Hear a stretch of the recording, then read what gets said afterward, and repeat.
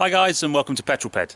So today we're going to be doing a review of the other car in my stable, which is this 2012 Audi S4 Avant Black Edition.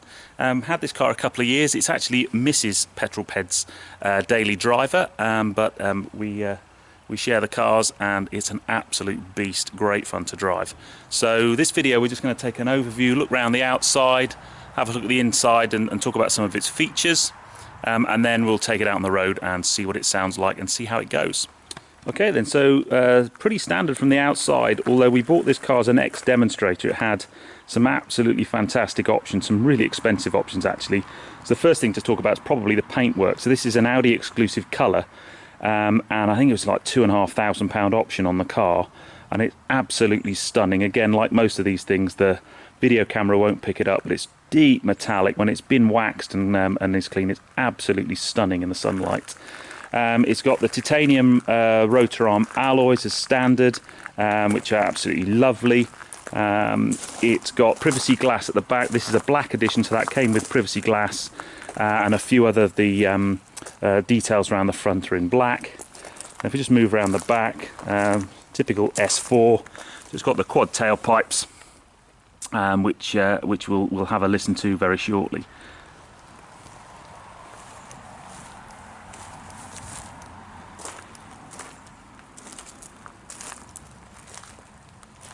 Okay, you always know an S model, S3, 4, 5 by the silver contrasting rear view mirrors, and then this badge gives a bit of a hint to what's under the bonnet. So what we basically got in this car is a 3-litre V6 supercharged unit from Audi, and it produces 333 brake horsepower. S model, so quattro all-wheel drive, and we'll have a play with this very shortly. So that's pretty much from the outside. So first thing you're greeted with inside is this fantastic steering wheel. I know it's a bit controversial, the flat bottom to it. I personally love the flat bottom steering wheel. I had that in my TTS, and it's got the S4 logos pretty much everywhere really. If you can see that, it's also got on the rev counter and display. So we're still in obviously 2012, so still in normal analog displays. We're not obviously in the world of virtual cockpit yet, like the new S model has and the new TT has, which is absolutely superb to see. And pretty much standard sort of Audi interior, really, absolutely stunning, really functional. As I said, it's finished with a nice piano black inlay, a nice sort of quattro badging there, just in case you forgot what kind of car you're in. And then from a startup point of view, we've got the key here, but this is a keyless entry car, so we could just hit the go button, the start button just here, or you can put the key into the slot there once it's in there, and then the electrics of the car start to come up.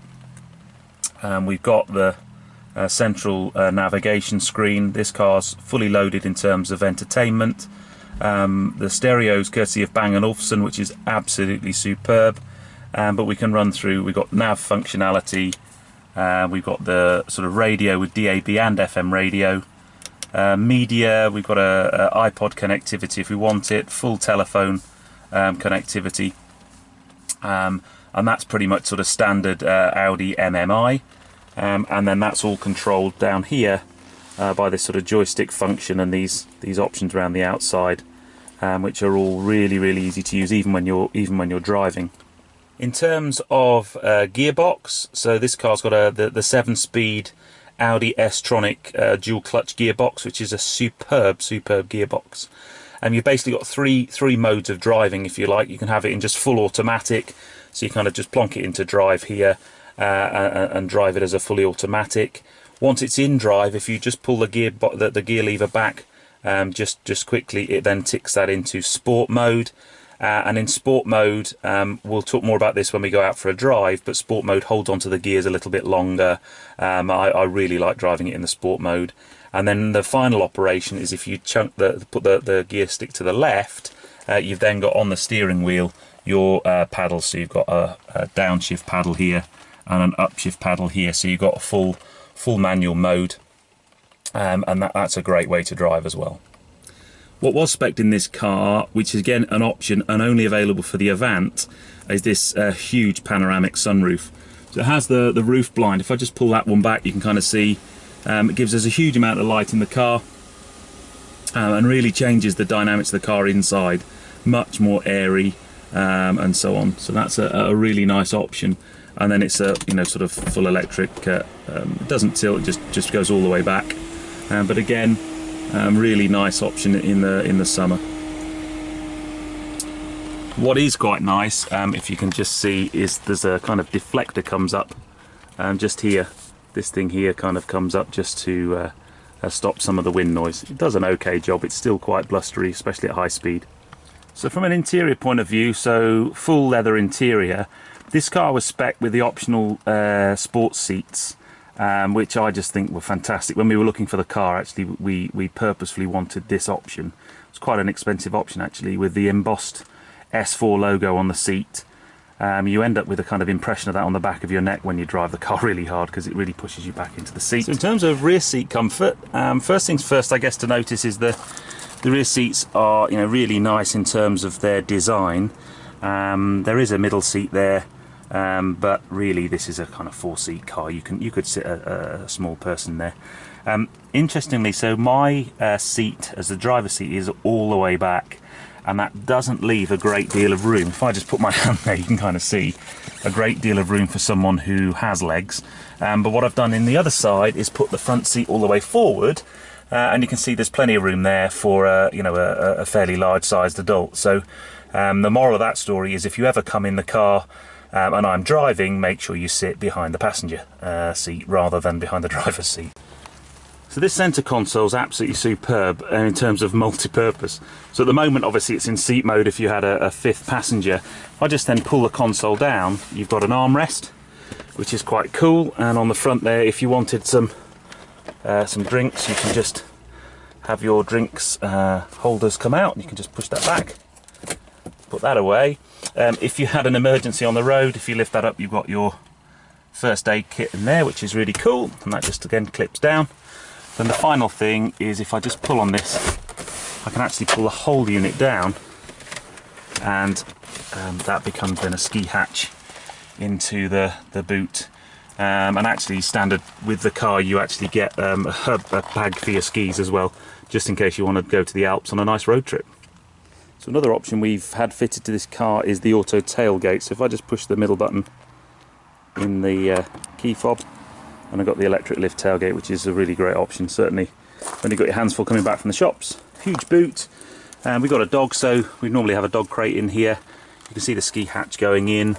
The seats are split, so the left hand side you've just got the single seat drop, right hand side is the middle and back seat drop. Under here you've basically got your space saver wheel, so at least we're not running run flats or having horrible cans of foam. We've got an actual wheel, which we've had to use on a couple of occasions. And then underneath here, if I just pull this forward, we've also got in here, excuse me, the tools, standard toolkit just there, with your tyre levers and so on, which just clips shut. Okay. And then a few nets for normal dog related things in our car. But there's the boot, and to close the boot, you just basically pop that, and there she goes. Okay, then there we have it, an overview of the exterior and interior of the S4 Avant.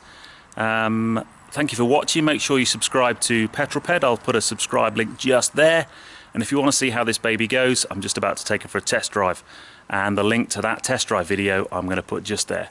So we'll see you again soon. Thank you for watching.